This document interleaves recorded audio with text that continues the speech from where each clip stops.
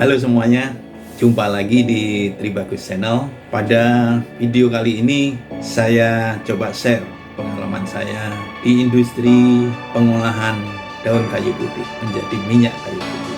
Saksikan videonya, semoga memberikan manfaat. Terima kasih. Di Indonesia memang kita kenal dengan tanaman kayu putih, dalam bahasa latinnya Melaleuca cajuput atau Melaleuca dendron, merupakan tanaman obat dan juga minyak esensial. Tanaman kayu putih banyak dikenal dari Pulau Buru dan Pulau Timor, di mana tanaman kayu putih yang berasal dari Pulau Buru ini kuncup bunganya berwarna putih, biasa disebut dengan kuncup putih, dan tanaman kayu putih yang berasal dari Timor itu kuncup bunganya berwarna merah, biasa disebut dengan kuncup merah. Pada tahun 1924, tanaman kayu putih yang berasal dari Pulau Buru maupun Pulau Timor dicoba ditanam di kawasan Ponorogo Timur, Jawa Timur. Dan setelah hampir 12 tahun, yakni pada tahun 1936, tanaman kayu putih tersebut dimulai dilakukan penyulingan dengan instalasi yang sangat sederhana. Pada perkembangannya, tanaman kayu putih yang ditanam di daerah Ponorogo tersebut selalu dilakukan penelitian dan pengembangan guna mendapatkan bibit yang unggul. Demikian juga dari instalasi penyulingannya disempurnakan agar mendapatkan hasil yang optimal.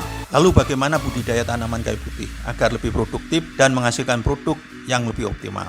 Tanaman kayu putih pada umumnya dipanen pertama berumur 4 tahun, dapat menghasilkan daun dan ranting kecil sebanyak 5 hingga 10 kilo per pohon, dan pada panen berikutnya dapat menghasilkan daun dan ranting kecil berkisar antara 2 sampai 4 kilo per pohon. Sedangkan untuk tanaman jenis kayu putih unggul pada pemanenan pertama berumur 2,5 tahun, jadi lebih cepat, dan dapat menghasilkan daun dan ranting kecil sebanyak 10 hingga 20 kilogram per pohon, dan pada panen berikutnya dapat menghasilkan daun dan ranting kecil berkisar antara 5 sampai 10 kilogram per pohon. Untuk memudahkan pemanenan, pada pemanenan pertama pohon kayu putih dipotong setinggi dada manusia rata-rata berkisar 120 cm dengan dipotong miring menggunakan gergaji kayu. Dan pemanenan berikutnya setelah umur daun mencapai 9 bulan. Hal ini dimaksudkan agar daun cukup mengandung kadar siniol yang optimal dan matang, baunya lebih harum. Bagaimana bila daun kayu putih dipanen sebelum 9 bulan atau lebih dari itu? Jika daun kayu putih dipanen kurang dari 9 bulan, berpengaruh pada kadar siniolnya, di mana kadar siniol akan kurang dari 50% dan baunya kurang tajam atau kurang wangi, dan juga rendemen hasil penyulingannya akan rendah karena daun masih banyak mengandung air. Sedangkan jika umur daun lebih dari 9 bulan, maka rendemen minyak hasil sulingannya akan rendah juga. Daun terlalu tua, kadar siniol akan turun, ranting makin banyak dan besar-besar, sehingga proses penyulian kurang efisien. Jadi nantinya kalau lebih dari 9 bulan, maka pemanenannya akan terlalu lama juga. Baik, saya akan menjelaskan kebiasaan-kebiasaan yang telah dilakukan yang sebenarnya kurang efektif dan efisien. Yang pertama, saat pemanenan daun kayu putih. Kedua dan berikutnya, cara pemungutan daunnya dengan memotong rantingnya hingga pangkal batang atau bonggolnya. Jadi dilakukan seperti pemanenan pertama, yaitu dihabiskan rantingnya sehingga pada saat pemanenan pohon kayu putih tertinggal tegakan pohon saja, semacam pasak atau tiang patok di pohonnya itu karena rantingnya habis dipotong. Jadi sebaiknya setiap pemanenan dilakukan pemotongan ranting dengan ditinggalkan rantingnya sepanjang 10 cm dari ujung pangkalnya. Jadi ini pada pemanenan kedua, rantingnya ditinggal 10 cm, jangan dihabiskan. Hal ini dimaksudkan guna memberikan kesempatan percabangan pada masing-masing rantingnya, sehingga dari masing-masing ranting 10 cm yang tertinggal akan tumbuh ranting-ranting baru dan seterusnya, hingga produktivitas daun makin tinggi. Dengan demikian pohon kayu putih setelah dipanen terlihat semacam tegakan berduri 10 cm. Kita dapat lihat sketsa gambarnya. Kalaupun pemanenan dengan memotong ranting sampai pangkal, kenyataannya besar ranting yang diterima di pabrik juga akan dibatasi besaran rantingnya, di mana batasan maksimal diameternya adalah 5 mili. Jadi kalau lebih dari 5 mili biasanya tidak diterima oleh pabrik. Ranting-ranting tersebut memang tidak menghasilkan minyak, namun difungsikan sebagai sekat antar daun dalam proses penyulingan. Hal ini agar sirkulasi aliran uap dapat mengenai seluruh permukaan daun-daun dalam tangki penyulingan, sehingga kandungan minyak dalam daun dapat teruapkan secara optimal. Jadi saya jelaskan kembali bahwa kandungan minyak kayu putih itu berada pada daunnya, bukan rantingnya. Ranting hanya difungsikan untuk agar terjadi sirkulasi aliran uap di dalam proses perebusan. Karena bila tanpa ranting pada saat proses penyulingan, sirkulasi aliran uap penyulingan rendah sehingga akan butuh waktu lama untuk proses penyulingannya. Sedangkan jika ranting terlalu besar, berakibat rendemen perolehan minyak hasil penyulingannya juga akan rendah dan proses kurang efisien dan produktif. Kebiasaan yang kurang baik yang kedua adalah membiarkan daun kayu putih setelah dipanen dibiarkan 1 hari. Nah, ini untuk dimaksudkan adalah mengurangi kandungan air. Ini pemahaman yang mungkin perlu dijelaskan. Perlu diketahui bahwa kandungan air akan menguap pada suhu di atas 80 sampai 100 derajat Celcius. Sedangkan minyak kayu putih termasuk golongan minyak terbang di mana pada suhu ruangan atau suhu 28 derajat Celcius akan menguap. Jadi manakah yang akan menguap terlebih dahulu, air atau minyak kayu putihnya jika didiamkan 1 hari? Nah, ini perlu dipahami. Kenapa proses penguapan atau penyulingan menjadi lebih cepat jika daun kayu putih didiamkan 1 hari?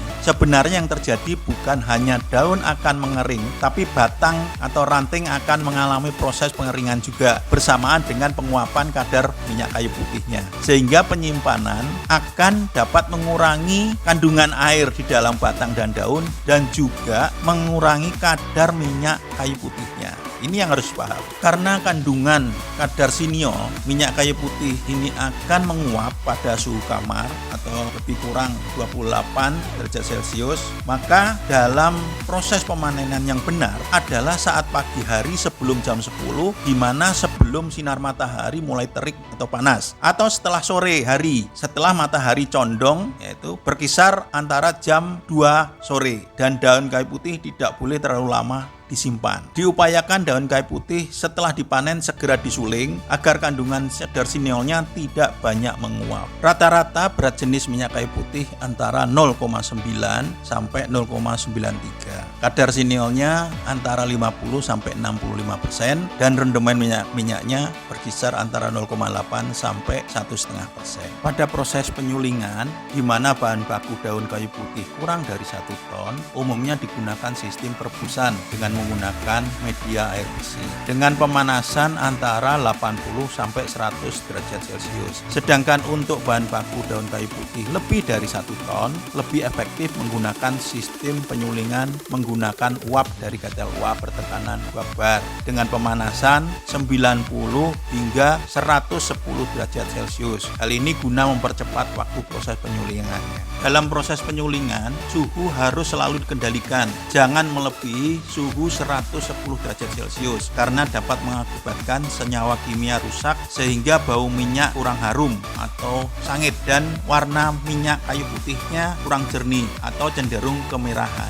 Proses penyulingan selesai jika ditandai tetesan minyak pada tabung gelas separator tidak bertambah atau tetesan kandungan minyaknya berhenti, jadi tidak nambah-nambah minyak. Untuk efisiensi proses produksi, pada umumnya digunakan bahan bakar ketel uap atau pembakaran tangki perebusan menggunakan limbah daun dan ranting kayu putih yang telah kering. Limbah daun kayu putih dan ranting kayu putih dapat dipres dan diikat menjadi briket ikat untuk dimanfaatkan sebagai bahan bakar ketel uap. Umumnya hanya diperlukan 30% dari volume limbahnya, sedangkan sisanya terbuang. Limbah daun kayu putih dapat juga digunakan sebagai briket press semacam wood pellet dengan cara dihancurkan menjadi tepung dan dipres padat dan diarangkan. Jika hanya menggunakan bahan baku 100% limbah daun kayu putih dan ranting akan menghasilkan 3.800